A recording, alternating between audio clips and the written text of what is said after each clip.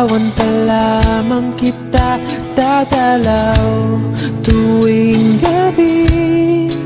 Masilayan lamang ang iyong mga ngiti at ika'y sasabihan bukas ng alas 7 sa dating tagpuan. Buo ang araw ko, marinig ko lang ang mga himig mo. Hindi ko man alam kung nasan ka, wala man tayong komunikasyon. Maghihintay sa'yo buong magdamag dahil ikaw ang buhay ko. Kung inakala